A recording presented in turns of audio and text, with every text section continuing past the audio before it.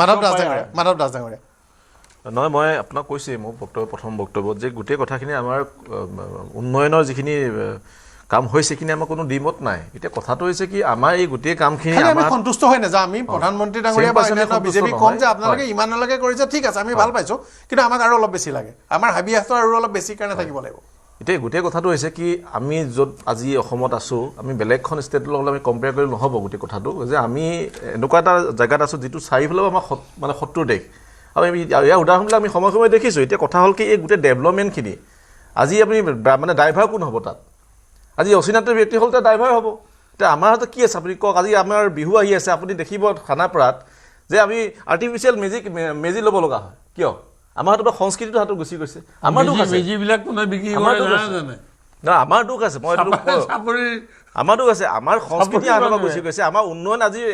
হওক কিন্তু তাত ড্ৰাইভাৰ কোন বহিছে চিটত কোন বহিছে যে আজি অচিনাক্ত ব্যক্তিসকল এই বিৰুদ্ধে যুঁজখন চলি আছে এই যুঁজখনো সমান্তৰালভাৱে চলাই নিব লাগিব এই কথাটোৱে আমাৰ ক'ব লগা আছে এই ক্ষেত্ৰত আজি আপুনি চাওক নামনি অসমৰ প্ৰসংগ তেওঁ আনিছে উচ্ছেদ প্ৰসংগ আনিছে উচ্ছেদ প্ৰসংগটো কিমান প্ৰাসংগিক আপোনালোকে জানে কিন্তু এটা ন্যায়ালয়ৰ অৰ্ডাৰটোক আজি চৰকাৰে ফ'ল' কৰিছে সেইটো তেওঁলোকে মাত মাতিব বা এইটো প্ৰধানমন্ত্ৰীয়ে তাত হস্তক্ষেপ কৰিবলৈ বিষয়ে নহয় গতিকে তেওঁলোকৰ মাইণ্ডছেটটো চাওক আৰু আপুনি আজি মানসিকতা কৈছে সামাজিক চৰিত্ৰটো আজি স্খলন হৈছে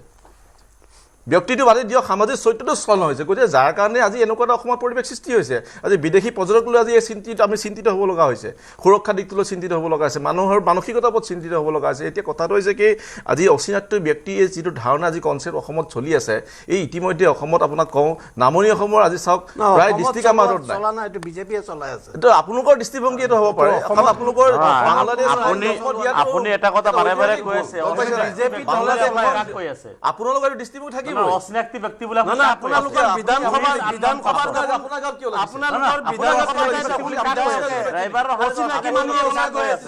ডাবল ইঞ্জিনৰ এটা পলিটিকেলাইজ নহয় প্ৰাইম মিনিষ্টাৰৰ বৰ্বৰ কাৰ্যসূচীৰ ওপৰত আজিৰ প্ৰগ্ৰাম আপুনি এত অচিনাক্তি ব্যক্তি কৈ আছে ডাবল ইঞ্জিনৰ চৰকাৰ আছে আপুনি খিলঞ্জীয়া নহয় অচিনাক্তি কোনোবা আছে ইয়াৰ পৰা হেৰি কৰি দিয়া হোক যেতিয়া অচিনাক্তি ব্যক্তি প্ৰসংগ আহে আপোনালোক কিয় দিয়ে প্ৰাইম মিনিষ্টাৰৰ প্ৰগ্ৰাম অসমে কিমান লাভ উঠাব আৰু ডেভেলপমেণ্ট যদি সেই অচিনাক্তি ব্যক্তি অচিনাকি মানুহে পিছু আপুনি কৈছে উচ্চতৰ হতে যিখিনি মানুহ গুচ্ছাম বিদেশী মানুহ নেকি আপোনাৰ বিদেশী আপোনালোকে যেতিয়া কৈছে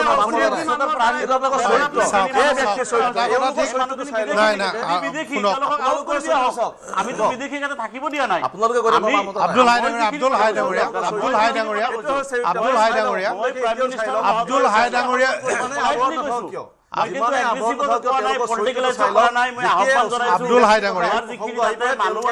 আব্দুল হাই ডাঙৰীয়া চিনাকি অচিনাকি প্ৰসংগত জাঙুৰ খাই উঠাটোৱে এটা সন্দেহজনক লক্ষণ কাৰণ মূল কথাটো শুনক